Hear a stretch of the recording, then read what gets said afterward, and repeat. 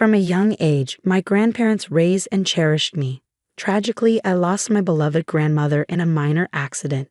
Amidst my grief, I received an unexpected message from my long-lost sister-in-law.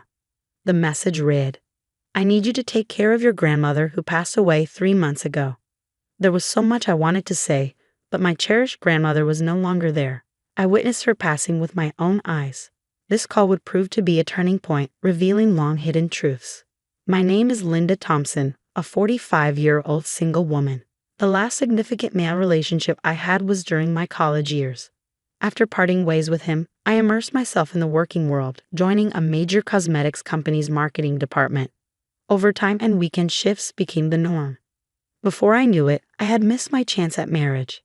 6 years ago, I switched careers, moving to a desk job at a nursing home. Previously, I commuted for an hour and a half each way on packed trains. Making it back home on the last train felt like luck.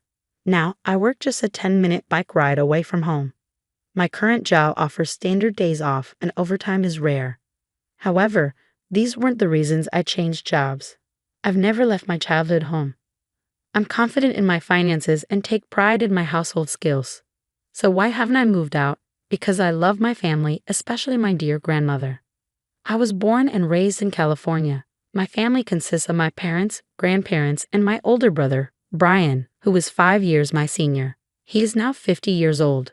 Although I love my family, my relationship with Brian is complicated. I used to adore him as my brother. He was a gentle, protective sibling. However, Brian changed after college, securing a job in car sales, moving out early, and marrying a colleague 2 years later. From that point on, we drifted apart. He never returned to our childhood home, not for Thanksgiving, spring break, or even Christmas. All I know is that he lives somewhere in the South, but the details are vague. I can't remember the last time I saw Brian's face or heard his voice. It feels like it's been at least 5 years since we last spoke. His parting words were, "Ever since I became a manager, I've been super busy. I'm leaving everything home related to you." My impression of him is that he has become detached and unfeeling. This prompted my career change and decision to stay in my childhood home, ensuring it remained protected. Both my parents are retired. My 93-year-old grandfather suffered a stroke a few years ago, but has since recovered. Though he requires constant care and cannot live independently, my parents are currently caring for him. Then there's my grandmother, Betty Thompson, aged 92. My beloved Grandma Betty played a central role in raising my siblings and me. While my parents worked, my grandparents, particularly Grandma Betty, looked after us and taught me so much. I needed to survive these days.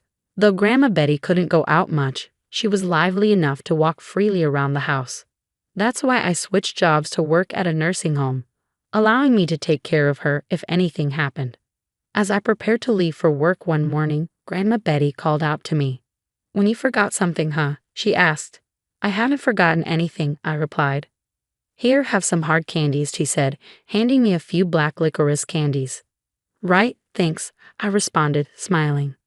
Licorice had always been a favorite treat for both Grandma Betty and me. I slipped the candies into my suit pocket and left the house with a smile. Then tragedy struck suddenly. Grandma Betty had a severe accident. According to my father, she had been hanging laundry on the upstairs balcony when she missed a step on the stairs and fell.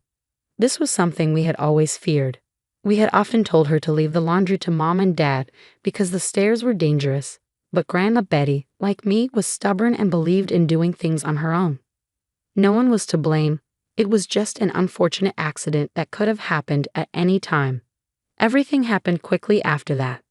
Grandma Betty suffered complex fractures to her femur and pelvis and never made it home from a hospital.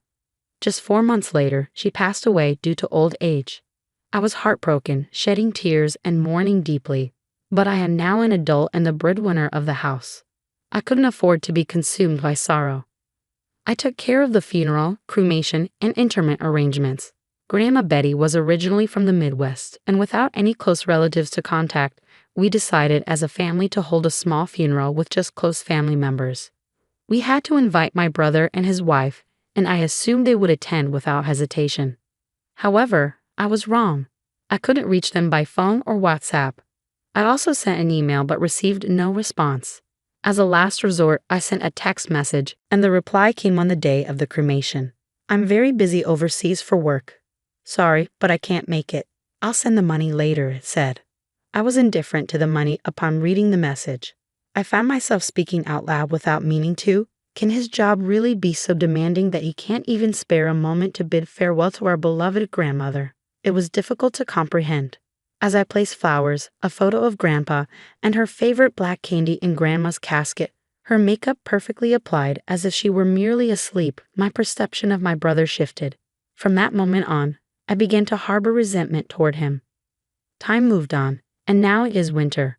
For me, the changing seasons don't matter much. It feels the same whether it's spring, summer, autumn, or winter. I've even contemplated leaving my job. But with Grandpa still alive and my parents likely to need care soon, I must continue working to support them. These thoughts carried me through my workday on autopilot, my heart heavy with emptiness. During a lunch break on a weekday, I received a call from an unexpected source. If her number hadn't been saved in my contacts, I might not have answered. The caller ID displayed sister-in-law. It was Heather Thompson, my brother's wife. She is 46 years old and my only connection to my brother. I remember only a brief conversation with her after their wedding. Why would she be calling now? I considered ignoring the call, but the persistent ringing convinced me to answer. Yes, this is Linda, I said. Sorry to disturb you at work, Heather began apologetically. This is Heather, Brian's wife. It's been a while. Despite her higher position and age, Heather always approached us with a humble attitude. When she chose to marry my brother, she made sure to introduce herself to my parents and me, even on my brother's behalf. In short, she's a kind person, which made her unexpected call all the more puzzling. It's all right, I replied. But do you need something? I tried my best to sound calm as I asked the question. Heather hesitated for a moment, her voice uncertain.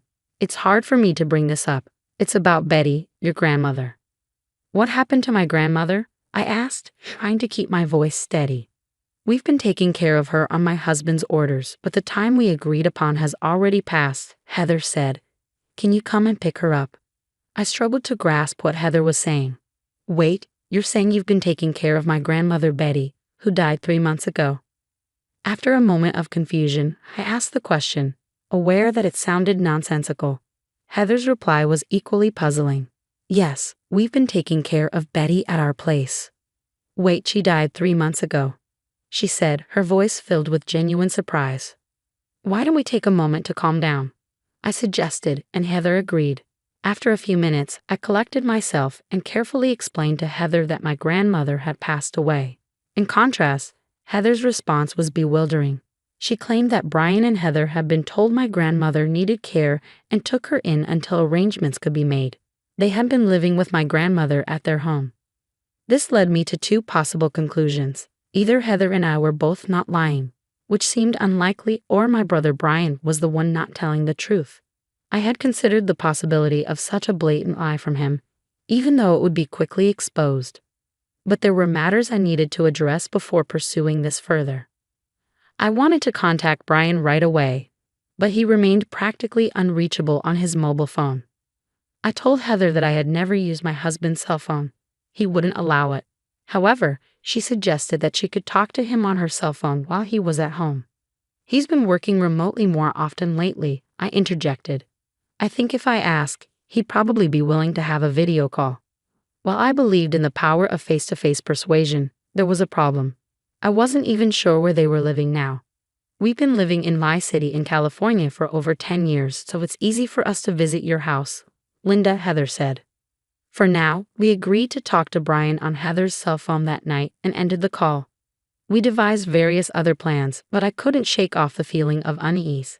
I-City was just the next town over, but how much lying would satisfy him? Expecting me to care for a stranger's elderly woman just months after Grandma passed away was too much. It was repugnant. When I got home, I called Brian on Heather's cell phone at the agreed time of 8 p.m. By the way, Heather was also waiting in my room at home, thanks to her kindness and enthusiasm. Despite my constant attempts to contact him, Brian answered Heather's cell phone after just 3 rings. I made sure Heather could hear the conversation by putting the sound on speaker. Where are you right now? You haven't even prepared dinner, he said in an imposing and arrogant tone. He wasn't the same Brian anymore. "It's me, Brian," I declared. He seemed confused by my sudden interruption. I braced myself, waiting for my brother's next words. "That's Linda, isn't it? Where's Heather?" he asked. "I'm here," Heather replied assertively. "Why are you with Linda?" Brian fumbled, then quickly regained his composure. "Did you tell Linda about that matter?" he asked. "Yes, I did," she responded calmly. "I told you it was too soon to discuss it," he exclaimed, revealing a sudden shift in his attitude about the issue. I assumed he was referring to our grandmother. "I heard from Heather that you've been working remotely lately," I began. "What about it?" I could almost see the scowl on my brother's face. "Why don't we talk face to face using a remote work app from now on?" I suggested. "I'll send you the ID and password." "If you refuse, I'll take Linda and return home," Heather offered as a backup plan. Reluctantly, my brother agreed. I sent the ID and password using Heather's phone, and we waited for him to join. Soon my brother's face appeared on the screen, slightly fuller than before, but unmistakably him.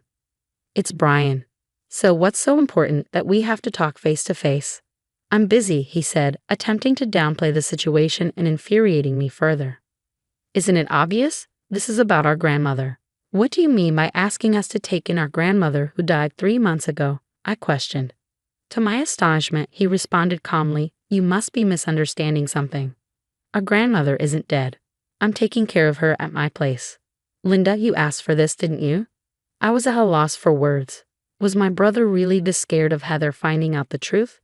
Could he truly be capable of such deception? I was shocked to think that this was my own brother. I was so furious that I was close to tears. "But I sent you a text message," I said through choked sobs. "I don't remember that. Grandma's here with me right now. Do you want me to bring her over?" Brian's defiance left no room for my tears. "Yes, bring her here," I demanded. Brian left his seat and returned a few minutes later with an elderly woman in a wheelchair. "Say hello, Grandma," he prompted. "Linda, it's been a while. I'm Betty." The old woman spoke slowly. I wish she would stop this farce. Anger surged through me again. This woman was not my beloved grandmother. The old woman on the screen bore no resemblance to my grandma. My grandmother would never have called me Linda. Brian seemed committed to denying reality to the bitter end. "She's a completely different person," I argued. "As people age, their appearance changes. She's been showing signs of dementia recently, so it's possible her memories of you are unclear." "Are you denying the death certificate filed with the district office?" I pressed. "Of course not," Brian smirked. "Documents can be easily forged these days." I was prepared for this. I had a plan. "Just wait, I'll show you some evidence too," I said, leaving the room. I left the room, leaving Brian bewildered behind me, and returned a few minutes later with my own evidence. I returned to my room with the evidence in hand. "Well, isn't it, Brian? Long time no see, you ungrateful one," I called out. "Grandpa, you were supposed to be bedridden," Brian said, taken aback by the sudden evidence. His eyes widened. "I was prepared to die at one point, but I still can't go to the bathroom on my own." "My brain is still sharp, though," Grandpa continued. "I've heard all about it from Linda. Are you saying the woman next to you is my wife, Betty?" "Nonsense. Betty was far more beautiful." Cornered, Brian hung up the phone, likely trying to end the video call. Heather, who had been silent until now, spoke up. "Are you running away, Brian? Going to Catherine's place?" Brian's face paled, visible even through the computer screen. "How do you know that?" he asked, clearly flustered. "I've suspected it for a while, Brian. You've underestimated me. Your grandmother often mentioned Catherine," Heather revealed. "Catherine? That's not my name or my mother's," I replied. "I've confirmed with Linda that she doesn't remember anyone named Catherine." Heather had been suspicious for some time and hired a private detective to investigate potential infidelity. The results came quickly, pictures of Brian at the scene of the affair. It turned out Catherine's grandmother was the one Brian had been caring for, and he had been preparing various things to divorce Heather and remarry Catherine. Brian's relationship with Catherine, a subordinate in her late 20s at work, was part of a plan to win her favor. He was trying to move Catherine's grandmother into a care home while trying to remove his own family from our home. This was all part of his plan to divorce Heather without any blame and remarry Catherine.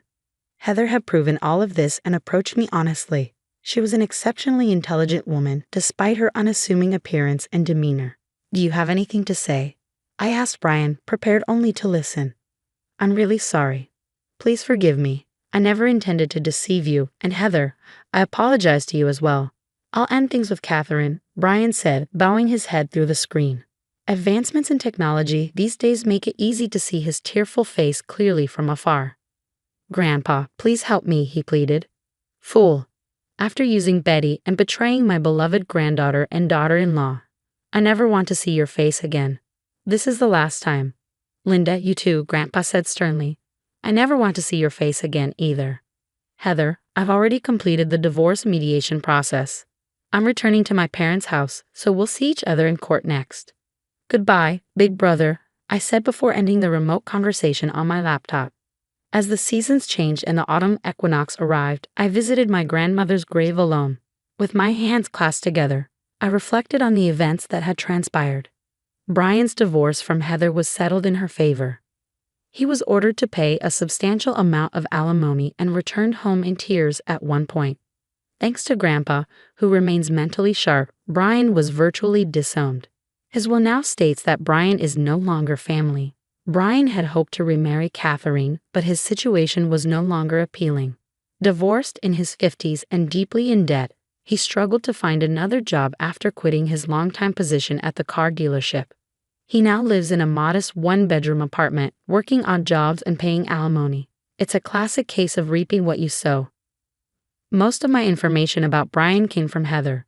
We became friends after everything settled, and we often spend time together. "Grandmother, I'll come again," I said as I stood up from her gravestone. A strong breeze blew, and I heard a voice I adored. "Lynn, thank you. Please take care of your grandpa for a little while," the voice said. I muttered, "Grandmother," and suddenly realized I was holding something in my right hand, a piece of black licorice candy. It was odd because I hadn't brought any as an offering. I'm not particularly religious, but could it be a sign from my grandmother? Perhaps not. There's always black licorice at the altar, so I must have unconsciously picked one up and forgotten about it. Still, the thought of my grandmother watching over me gave me strength. "Thank you, grandmother," I murmured, looking up at the sky. Then I left the graveyard, feeling a sense of peace.